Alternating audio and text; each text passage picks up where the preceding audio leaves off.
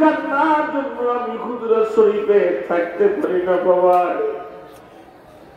তোর জন্য আমি আর থাকতে পারি না বাজাবে।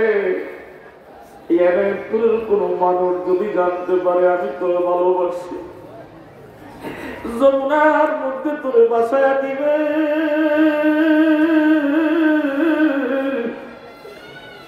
কোনদিন আমি তোরে খুঁজে পাবো না রে বাবা। সেই জন্যে আমি তোরে কষ্ট দিই, তোর হাত থেকে খাবার ঘুরে যাবি খেয়ে।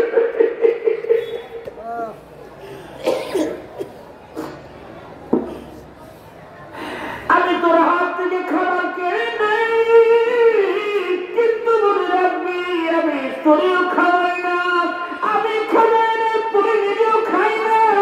একবার জবান খুলে বলো তুমি কি আল্লাহ।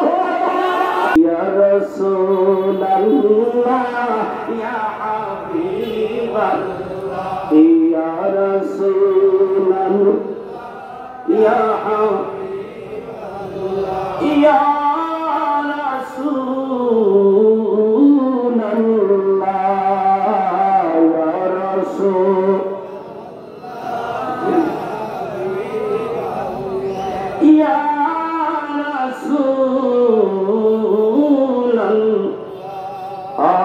তুমি জীবন তুমি মরণ।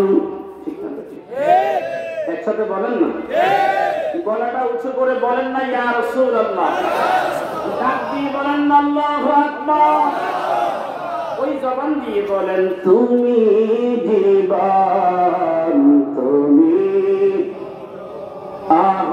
আধার ঘরে তুমি আপন তুমি জীবন কবর মাঝে তুমি আপন তুমি মদের পারের তরি বলো তুমি মদের তুমি নিদানে তরানে ওয়ালা ইয়া রাসূল ইয়া হাবিবাল্লাহ ইয়া রাসূলুল্লাহ ইয়া রাসূলুল্লাহ। ইউসুফ কি জন্য দেখলো, এবার শয়তান তাদের মধ্যে দুশ্মনী লাগায় দিল।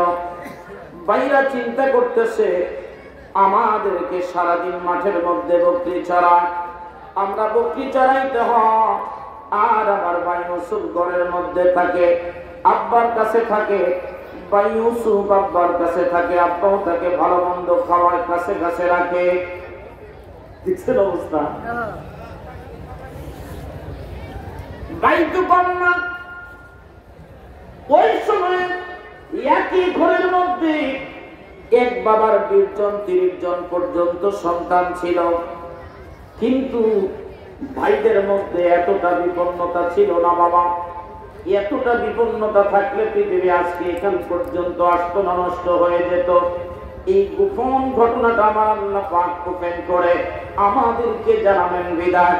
আল্লাহর পবিত্র কালামের মধ্যে এই ঘটনা জানাইয়া আমার নবীকে আর নবীর উম্মতকে ধন্য করেছেন। একবার জবান খুলে বলা বলে কি আল্লাহু আকবার। ইয়া হাজিরিন, হযরত ইউসুফ আলাইহিস সালাম যেই মাত্র ভাইদের কাছে বললেন, 11 ভাই মিলে ইউসুফ নবীকে মেরে ফেলার জন্য একটা ফাঁদ তৈরি করলেন। ডাক দিয়ে বলেন, আব্বা জান, ইউসুফ তাকে দেখতে সুন্দর, আমাদেরকে তাদের বড় ভালো লাগে। দেখবেন গরু যেটা কোরবানি দেয়, ওই গরু কোরবানি দেওয়ার আগে খুব ভালো মন্দ খাওয়ান, কারণ কোরবানিতে তারা বেচলেও লাভ, খাইলেও লাভ, বেচলেও লাভ, খাইলেও লাভ, ভালো মন্দ খাওয়া। একবার কুরবানির ঈদের সময় খাসি আর কুকুর দুইজনে লাগছে, খাসি তার গড়ের চালটা বড় সুন্দর, সুন্দর গরুর মধ্যে নিচে সালা বিছাইয়া কাপড় বিছাইয়া সুন্দর বিছানার মধ্যে খাসির রাখছে। কোরবানির ঈদ আইছে, এবার কুত্তারায় বাইরের থেকে আপন বাসায় খাসিরে ডাক দিয়া কয়, দোস্ত তুই তো আমার থেকে অনেক সুখে, কাহা দেখতেই তো পাইতেছ, হিংসা করবা না? কয় না না, আমি হিংসা করি না, আফসোস করি। কয় কিসের আফসোস? এই যে এত সুন্দর সাজসজ্জা দেখতেছ, তোমার 2 দিন পরে কোরবানি দিব, এই কারণে বেশি বেশি আদর করে। ঠিক আছে, কোরবানি দিয়ে তোমার কোরবানি দিব, আমি কুকুর, আমার কোন ভাত পাটোয়ারা হবে না। আমি মালিকের বাড়িতে খাই, তারপরেও ডিউটি করি, না খাই তারপরেও ডিউটি করি, মালিকের বাড়িতে পচা গান্দা খাইয়া জীবন বাঁচাই। আমার শীতের সময় শীত আমি আপন করি, গরমের গরম আমি আপন করে স্বীকার করে নেই। আমি আমার মালিকের বাড়ি ছাড়ি না, ছাড়ি না, ছাড়ি না, ছাড়ি না। জবান করে কথা বলুন, ঠিক না? হযরত কাবলা জান বলেন, বাবা এনার পদ্মার বাস শরীফে আমার পীর ভাইদেরকে প্রেম করতে খাবার দিত। আমি যখন খাইতে যাইতাম, বাবা আমাকে সবাইকে সামনে রেখে আমাকে লজ্জা দিত। কি খেদমত করছো, খাইতে আসলাম। পীরের বাড়িতে খেদমতের বিনিময়ে খাবার দেওয়া হয়, এখনো তোমার খাবারের পয়সা জমা হয় না, খাবারের পয়সা এখনো জমা হয় নাই, কেমনে খাইবা? হুজুর কেবলা যান চোখের পানি ছেড়ে দিয়ে কাঁদতেন আর বলতেন, বাবা আমি যুগ বিয়োগ দিয়ে দেখতাম এনে দরবারের সবাই যত খেদমত করছে, আমি একা তত খেদমত করছি। এটা মাথায় দিয়া ওই সারা গায়ে দিয়া সারা জীবন চোখের পানি গুলি ছেড়ে দিয়া কানটা আমার বলতাম, কার বাড়িতে আসলাম রে, কাকে ভালোবেসে জীবনটাকে শেষ করে দিলাম। আমার দুঃখ সুখের সাথী আমার বিবিও আমাকে ছেড়ে চলে গেল।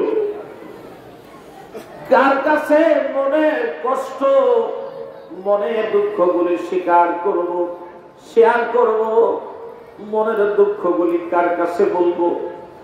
যেই মুর্শিদের জন্য সন্তান ছেড়ে দিলাম, বিবি ছেড়ে দিলাম, পরিবার পরিজন ছেড়ে দিলাম, ওই মুর্শিদ আজকে আমাকে চিনতে পারে না, আমাকে ভুলে গেছে। কার জন্য থাকবো রে, কি জন্য বেঁচে থাকবো? আমি আর এই দুনিয়ায় থাকবো না।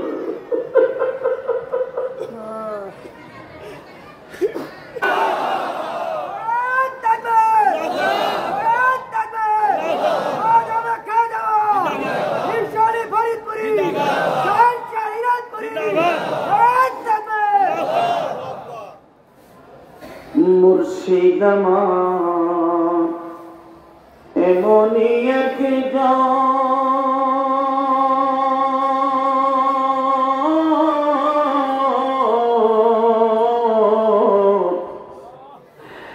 না দেখিলে বাড় জ্বালায় আমার জুড়ায় না রে মন। বলেন খাজায় আমার এমনই এক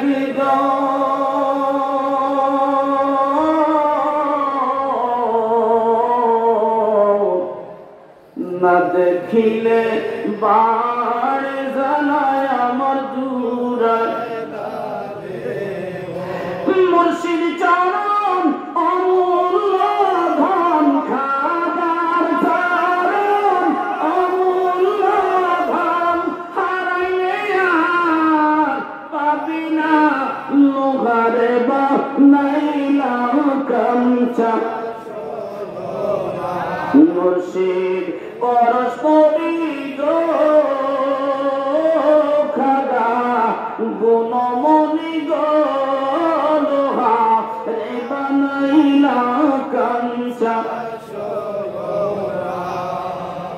হুজুর কেবলা জান বলেন বাবা, যেই মাত্র আমার পীর বলল বাবা আমি তোরেও খাই তোরেও খাওয়াই না, নিজেও খাই না, তোরেও খাওয়াই না, নিজেও খাই না, তখন আমি আমার পীর কেবলা জানের দিকে যখন তাকাইলাম আমি দেখলাম আমার পীরের শরীরের চামড়াগুলি হাড়ের সাথে মিশে গেছে। প্রিয় জাকির ভাইরা রে, বিশ্ব জাকির মন্দিরে লক্ষ লক্ষ মানুষ সারা বছর খায়। খাজানায় পুরি বলতেন বাবা আমি এই জন্য তোর খাবার গুলি আমানত করে রাখি বাবা, একদিন তোর বাড়িতে লক্ষ লক্ষ মানুষ আসবে, ওই দিন কে তাদেরকে খাওয়াবে, এই জন্য বাবা তোমার খাবার গুলি আমি আমানত করে রাখতেছি বাবা। আমি তোমার মুর্শিদ খাজা এনায়েত করে ওয়াদা করলাম জীবনে কোনোদিন কোনো মুরিদ কোনো আসে কোনো সফরকারী কোনো মুসাফির তোমার বাড়ি থেকে না খেয়ে যাবে না, যাবে না, যাবে না, যাবে না, যাবে না, যাবে না। জবান খুলে কথা বলুন ঠিক না বাজে,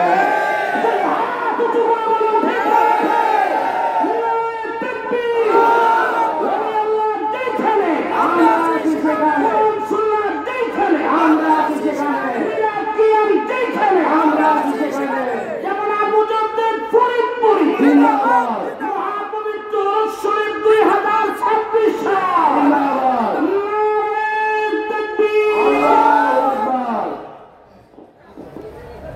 কষ্ট হচ্ছে, খারাপ লাগে?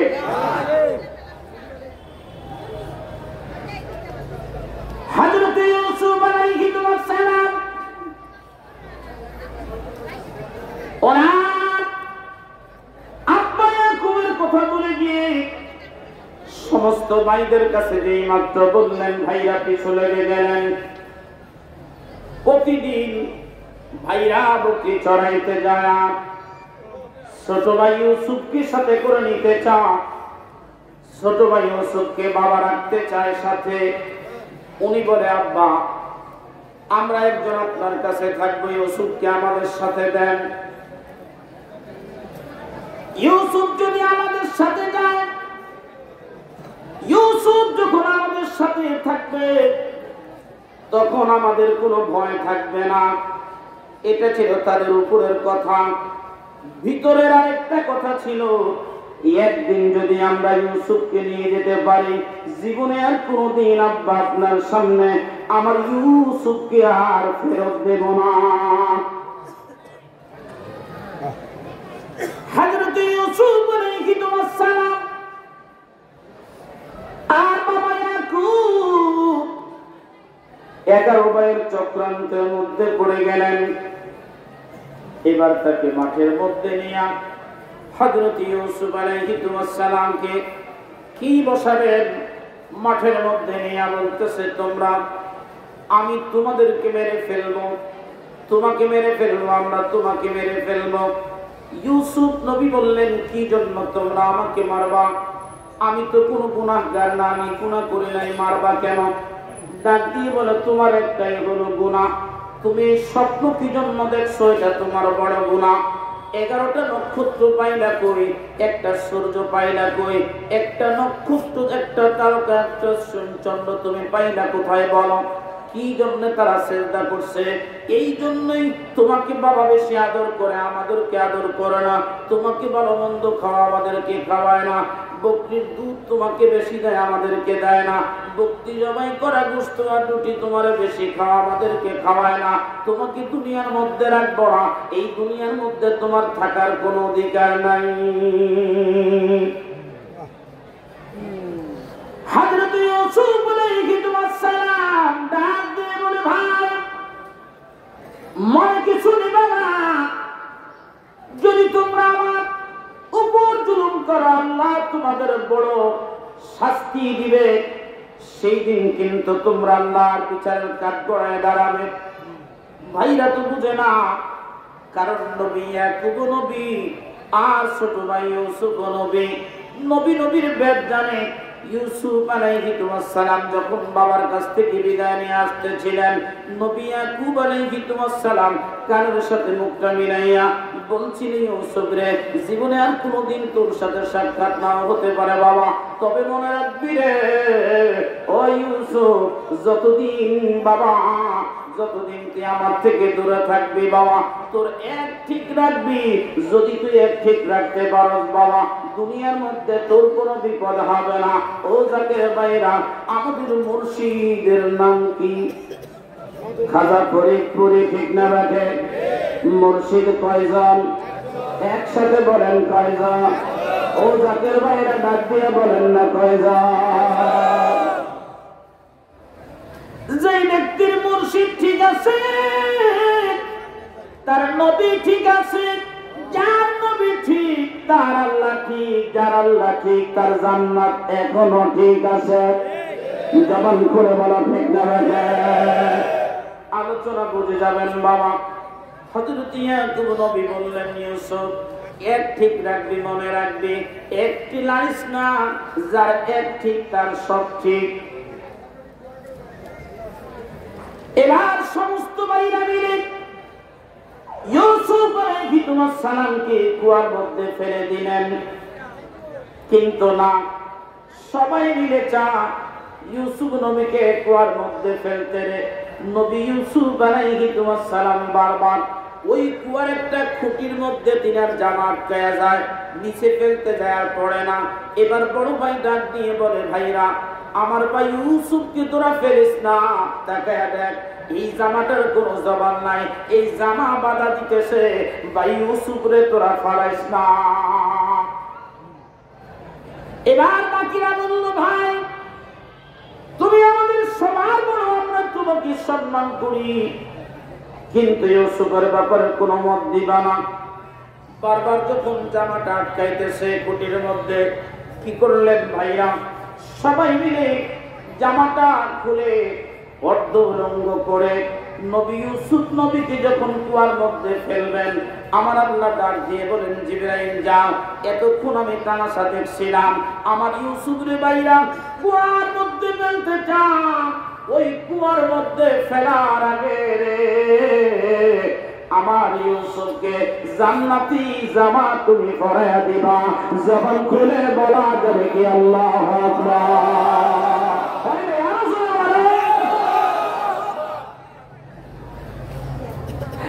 জান্নাতি জামা আমার ইউসুফকে পরাইবা, আমার ইউসুফকে জান্নাতি জামা পরাইবা। দেখেন ষড়যন্ত্র যখন হয় কত কঠিন হয়। শয়তানের ষড়যন্ত্র যেখানে শেষ, আমার আল্লাহ বলেন আমি সেখান থেকে শুরু করি। ওই পাশাপাশি ছিল দুইটা কূপ, একটা কূপ ছিল লবণাক্ত পানি, আরেকটা কূপের মধ্যে ছিল মিষ্টি পানি। ভাইরা চিন্তা করলেন ওই মিষ্টি পানির কূপের মধ্যে ইউসুফকে ফালানো যাবে না, কারণ মাঝে মধ্যে মিশরীয় কাফেরা এই পথ দিয়া যায়। যদি এই পথ দিয়া যাওয়ার সময় যদি দেখে কুয়ার মধ্যে এত সুন্দর একটা বাচ্চা তার সাথে করে নিয়ে যাবে, ওই মিশরের বাজারের মধ্যে যখন উঠাবে অনেক চড়া মূল্যে আমার ভাইকে বিক্রি করবে। এটার মধ্যে করা যাবে না, লবণাক্ত কুয়ার মধ্যে তাকে ফেলবো। ওই লবণাক্ত কুয়ার মধ্যে যখন আমরা ইউসুফকে ফেলবো, ওই কুয়ার মধ্যে কেউ আসবে না, পানিও খাইতে পারবে না, খাবারও কোনোদিন খুঁজে পাবে না। না খেয়ে খেয়ে ইউসুফ সেখানে মারা যাবে, কেউ কোনোদিন ইউসুফের সন্ধান পাবে না। আমার আল্লাহ পাক চাইলেন নবীদের কদম যেখানে পড়ে, মাটির মধ্যে যখন কদম মোবারক রাখে, ওই মাটি নবীর কদম মুবারকের বরকতে আল্লাহ পাক স্বর্ণ বানায় দেয়। বলেন আল্লাহু আকবার। ইয়া ভাইরা, যখন উহুদের মধ্যে নবীজি দান্দান মুবারক শহীদ হয়েছে, আর একটু রক্ত মুবারক লেগেছে, ওই উহুদের জবান খুলে গেল, ডাক দিয়ে বলে ইয়া রাসূলুল্লাহি আপনি হুকুম দেন, আমি উহুদ পাহাড়, আপনি আগে আগে যাবেন, আমি আপনার পিছন পিছন যাব। আপনি আগে আগে যাবেন, আমি পিছন পিছন যাব। নবী ডাক দিয়ে বলে, হুজুরে কি জন্য তুমি যাইবা? বলে, ইয়া রাসূলুল্লাহ, যেদিন আপনি কদম মোবারক আমি আমার গায়ে লাগাইছেন, আপনার রক্ত মোবারক যেদিন আমি উহুদের গায়ে পড়ল, ওই দিন আমি উহুদ স্বর্ণে পরিণত হয়ে গেছি। এবার দেখেন বাবা, যে সময় কম, অত্যন্ত সংক্ষেপ, লম্বা সময়ের আলোচনা করতে হবে। হযরত ইউসুফ আলাইহিস সালামকে যেই মাত্র অর্ধলঙ্গ করে জামা খুলে বাইরে কুয়ার মধ্যে ফেলে দিবেন, এমন সময়ে একটা ঘটনা ঘটে গেল। জিবরাইল এসে ওই ঝুলন্ত অবস্থায় নবী ইউসুফ জমিনে পড়ার পূর্বে ওনাকে জামা পরাইয়া, জান্নাতি জামা পরাইয়া, সুন্দর জামা পরাইয়া দেওয়ার পরে উনি বেহুশ অবস্থায় একেবারে জমিনের মধ্যে পড়ে গেলেন। যেই মাত্র কুয়ার মধ্যে তিনি পড়লেন, ওনার কদম মোবারক লাগার সাথে সাথে ওই লবণাক্ত পানিটা এখন মিষ্টি হয়ে গেছে। আরো জোরে বলা, খারাপ লাগতেছে? সামনে যাব যাব আর একটু দরুদ শরীফ, আল্লাহুম্মা সাল্লি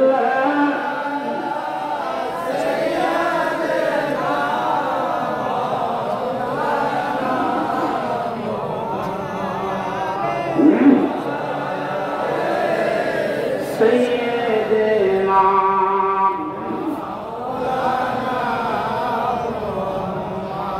বাবাজি মুহাব্বতের গান লাগান। একদিকে নবুয়তটুকু আল্লাহর নবীর বরকতে, কদম মুবারকের বরকতে মিষ্টি হয়ে গেল, আর অপর দিকে তাকায় দেখেন ওনার জামা বাইরে খুলে নিল সত্য, কিন্তু নবী ইউসুফ তো মাসুম, আল্লাহ জান্নাতি জামা পরাইলেন। এখন উনি চিন্তা করতেছেন, সর্বনাশ, আমার ভাইরা আমার জামা খুলে নিল, কে আমাকে এত সুন্দর জামা পরাইলো, এই জামা পাইলো কোথায়, এত সুন্দর জামা কোত্থেকে আসলো? এমন সময় অদৃশ্য একটা আওয়াজ হচ্ছে, ইউসুফ, সব নবীরা জীবনে সাধনা করেছেন, আপনিও সাধনা করতে হবে, এটা হলো আপনার সাধনার প্রথম ধাপ। আপনি এই কুয়ার মধ্যে 40 দিন থাকতে হবে। জবান খুলে বলা যাবে কি মারহাবা। যত কিছু হোক, ভাই তো ভাই। ওই একটা ভাই যে আছে বেনিয়ামিন, বর্তমানে ইসরায়েলের প্রধানমন্ত্রীর নাম হলো বেনিয়ামিন নেতানিয়াহু। কাফেরের গরল কাফের করে দুনিয়ার শয়তানি সব নাম রাখছে বেনিয়ামিন, বুঝায় আমি ইউসুফ নবীর ভালোবাসি, এই জন্য ওনার ভাইয়ের নামটা রাখছি। কত বড় বদমাস! প্রিয় ভাইরা, হযরতে ইউসুফ আলাইহিস সালাম প্রথম দিন এখানে পড়ে রইলেন। জান্নাতে খাবার প্রতিদিন আসতেছে, মারহাবা, জান্নাতি খাবার আসতেছে, ওনার সময় মতো উনি খান, উনি ইবাদত করেন, মুরাকাবা মুশাহিদা করতেছেন এই অবস্থায়। কারণ ওই জামানার নবীদের প্রশিক্ষণটা ছোটকালে শুরু হতো। নবী সুলাইমান নবীর ঘটনা আজকে বলবো না। উনি মাত্র 13 বছর বয়সে দাউদ আলাইহিস সালাম যখন ইন্তেকাল করলেন, তখন ওনার বয়স ছিল মাত্র 13 বছর। ওই 13 বছর বয়সে বাবার সিংহাসনে বসে মসজিদ থেকে মাগরিব, শিমাল থেকে জোহর পর্যন্ত 53 বছর পর্যন্ত বাদশাহী করেছেন। দাপটের সাথে, ক্ষমতার সাথে। এত বড় ক্ষমতাশীল মুসলিম বাদশাহ পৃথিবীতে আর মাত্র একজন হয়েছিল মুসলমান, তিনি আর কেউ না, তিনি হলেন বাদশাহ যুলকারনাইন। হযরত ইউসুফ আলাইহিস সালাম এই লবণাক্ত কূপের মধ্যে পড়ে উনি ওনার মতো করে দিন যাপন করতেছে। ওই যে সহোদর ভাই বেনিয়ামিন পরের দিন আসছে, এসে ওই বকরির রশি পেঁচাইয়া পেঁচাইয়া ওই কুয়ার ভিতরে ফেলতেছে আর বলতেছে, ভাই উঠায়। কিন্তু উনি ধরে উঠতে চান, ওই কুয়া থেকে উনি উঠতে পারে না, কারণ আল্লাহর হুকুম ছিল 40 দিন এখানে থাকা লাগবে। এই মুহূর্তে একটা ঘটনা ঘটে গেল ভাইরা আমার। ওই যে মিষ্টি পানির কূপ ছিল পাশে, ওই মিষ্টি পানিকে কূপকে আল্লাহ শুকায়া দিলেন। ওই কুয়ার মধ্যে পানি নাই, ওই কুয়ার মধ্যে পানি নাই। 40 দিন গত হলো। এই 40 দিন গত হওয়ার পরে ভাইরা আমার মিশরীয় কাফেলা আসলো, এখানে তাবু করলো। এখন বালতি ফেলে মিষ্টি পানির কূপের মধ্যে পানি নাই। এবার প্রহরীরা বললেন, তখন দিক নির্দেশনা দেওয়ার মতো মানুষ ছিল, তাদের দিক নির্দেশনা কোথায় মিষ্টি পানি পাওয়া যাবে, কোথায় লাকড়ি পাওয়া যাবে, কোথায় গেলে আগুন পাওয়া যাবে, কোথায় গেলে খাবার পাওয়া যাবে, কতটুকু দূর বাজার, এগুলি সব তারা দেখে দেখে দেখে দেখে বলতে পারত। এবার বাইরা আমার ওই কাফেলার সদস্যরা এরা কি করলেন বাবা, ওই মিষ্টি পানির কূপ যখন বন্ধ, বালতি ফালায় খালি আসে, পানি নাই। এবার কয় এখানে তো এখন তো মরার বুদ্ধি হয়েছে, আর তো বাঁচার সুযোগ নাই। একজন বলতেছে পাশে তো আরেকটা কূপ আছে, বাকিরা বলতেছে কি হবে কূপ দিয়া, ওই কূপের পানি তো কোনোদিন খাইতে পারি না, ওটার পানি হয়েছে লবণাক্ত। কই বেটা, মরার চাইতে একেবারে পানি না খায়া মরার চাইতে অল্প একটু পানি খায়া জীবন বাঁচাই, লবণাক্ত পানি হোক, চল ওই কূপের মধ্যে যায় বালতিটা ফেলি। যেই মাত্র বালতি ফেলছে রে, ওই বালতির মধ্যে 40 দিন পরে নবী ইউসুফ উঠে আসছে। ও সে আমার দোষে দোষী আমি, আমার দোষে দোষী আমি, আমার ভুলের বিচার চাই। আমি তোমার দাসী হতে চাই রে ইউসুফ, আমি তোমার দাসী হতে চাই। বলেন না মারহাবা। সাধনার ফল সব সময় মিষ্টি হয়। হযরত ইউসুফ আলাইহিস সালাম ওই বালতির মধ্যে উঠে আসছে। উঠে আসার পরে হযরত ইউসুফ আলাইহিস সালাম দেখে, ওনাকে দেখে কাফেলার সদস্যরা চিন্তা করলেন, এই দেখি একেবারে না চাইতেই চাঁদ আমাদের হাতে, এত সুন্দর বালক, এই বালক কোত্থেকে আসলো, তার গায়ে এত সুন্দর জামা, জীবনে তো কোনোদিন কোনো বাজারে এত সুন্দর জামা দেখি নাই।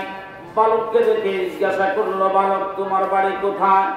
বলছে, হ্যাঁ আমার একটা বাড়ি আছে, আমার নাম ইউসুফ, আমার আব্বার নাম ইয়াকুব। সুবহানাল্লাহ। আমার দাদার নাম নবী ইসহাক, আমার আব্বার নাম ইয়াকুব, আমার নাম ইউসুফ।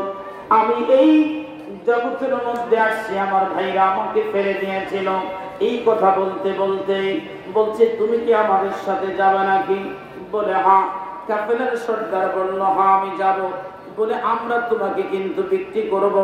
বলে আমি তো মরেই গেছিলাম, তোমরা আমার জীবন ফিরে দিছ, বিক্রি করো আর যাই করো, তোমরা আমাকে তোমাদের সাথে নিয়ে চলো। এবার কাফেলার সর্দার বলল, ছেলেটাকে নিয়ে যাব। ততক্ষণে বাইরা সংবাদ পাইছে ওই মিশরীয় কাফেলা নবী ইউসুফকে পেয়ে গেছে। এখন আবার ভাইরা, বড় ভাইটা ছিল খুব দাজ্জাল, এটা আবার ইউসুফকে নেওয়ার জন্য কিছু কড়ি কিছু পয়সা কিনে রাখছে। দেখেন, নিচের বাইরে মারবো তো মারবো, আবার পয়সাও রাখছে। এবার ইউসুফ আলাইহিস সালাম তাকিয়ে তাকিয়ে দেখলেন আর চিন্তা করলেন, আরে যদি আমি এখানে থাকি আমাকে তো তারা মেরে ফেলবে, রাখবে না। তার চাইতে আমি চলে যাই। যেখানেই যাই আমার বাবা ইয়াকুব বলছেন, যার এক ঠিক তার সব ঠিক, আমি এক আল্লাহর গোলামি করব, পৃথিবীতে আর কারো কাছে মাথা নত করব না, মাথা নত করব না, করব না, করব না। একবার জবান খুলে বলা যাবে কি আল্লাহু আকবার। আমি বিবর হয়ে রাসূল নামের দুরূদ পড়ে যাই,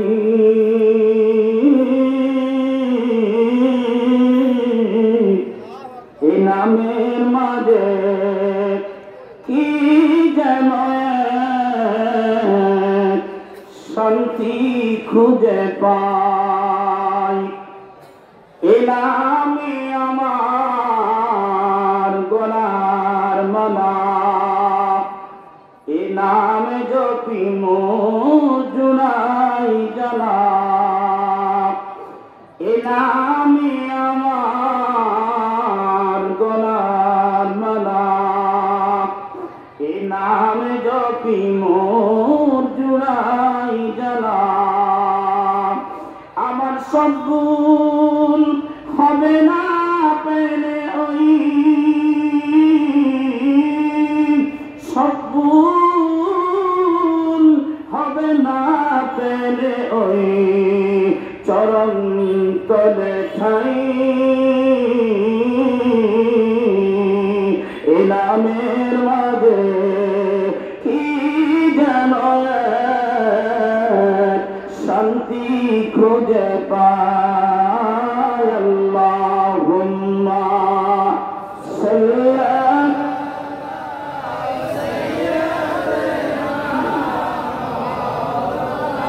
জবান খুলে পড়েন না।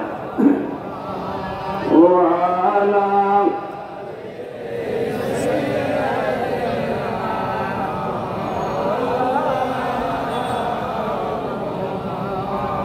এবার ইউসুফ আলাইহিস সালামকে ভাইদেরকে কিছু টাকা পয়সা দিয়া নিয়ে যাইতেছে মিশরের দিকে। এই দিকে একটা কঠিন ঘটনা ঘটে গেল। ভাইরা আব্বারে কেমনে বুঝাইব? আব্বা তো নবী। আব্বা কি নবীর নাম কি? ইয়াকুব। আব্বার কেমনে বুঝায়? আব্বা ইয়াকুব আলাইহিস সালামের কাছে ডাক দিয়ে বলে, আব্বা ইউসুফকে আমরা পাহারা দিয়ে রাখতে ওয়াদা করছিলাম, কিন্তু পারলাম না। বনের চিতা বাগে আমার ভাই ইউসুফ রে খায় ফেলছে, রাখতে পারলাম না। কাম দেখছেন? এবার কিছু বকরির রক্ত জামার মধ্যে লাগাইয়া, যেই জামাটা খুলছে ওই জামার কিছু রক্ত লাগাইয়া, জামার মধ্যে কিছু বকরি জবাই করা রক্ত লাগাইয়া, ওই রক্তগুলা জামা রক্ত মাখা জামাটা নবী ইয়াকুব আলাইহিস সালামের কাছে আইনা ডাক দিয়ে বলে, আব্বা দেখেন, এই যে সেই জামা, যেই জামার আমার ইউসুফের গায়ে ছিল, এই যে বকরি, এই যে চিতাবাঘটা আমার ইউসুফের খাইছে, ওই চিতা ইউসুফের রক্ত জামার মধ্যে আপনি দেখেন, আপনি তো আমাদেরকে ভুল বলছেন, এই দেখেন সেই জামা। এবার ইয়াকুব নবী ওই জামাটা এমনি ধরে উঁচু করে বান ডাক দিয়ে বলে, সন্তানের আরে এত ভালো বান আর এত ভদ্র চিতায় আমার ইউসুফরে খাইল, এই এত সুন্দর একটা চিতা আর এত ভদ্র চিতা আমার ইউসুফরে খাইল, এই জামার মধ্যে বাঘের একটা থবা, একটা নখ পর্যন্ত লাগে নাই। দেখেন অবস্থা। গায়ের মধ্যে জামা, ইউসুফরে সিরাবিরা খাইলো, অথচ জামার মধ্যে বাঘের একটা নখ লাগলো না। কামটা দেখছে, মিশা কথা কয় যে বেড়া 50-50 গো, একেবারে 0 আর 100 যদি হইতে কেটে বিশ্বাস করবো। ইয়াকুব নবী চিন্তা করলেন, এখন আর এটা বাড়ানো যাবে না, এমনি খা। কিন্তু তিনি খাবার বন্ধ করে দিলেন, কারোর সাথে কথা বলা বন্ধ করে দিলেন, খাবার বন্ধ, কথা বলা বন্ধ। হযরত ইয়াকুব আলাইহিস সালাম যখন খাবার বন্ধ করে দিলেন, ছেলেরা চিন্তা করলেন বাবা এখনো বিশ্বাস করে নাই। এবার নারায়ে তাকবীর, কেন্দ্রীয় মিশনের আগমন এই মাহফিলের পক্ষ থেকে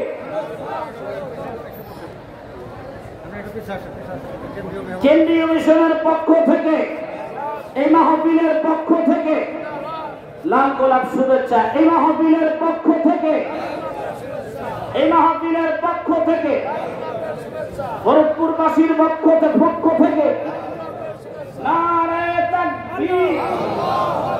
বিশ্ববলী ফরিদপুরি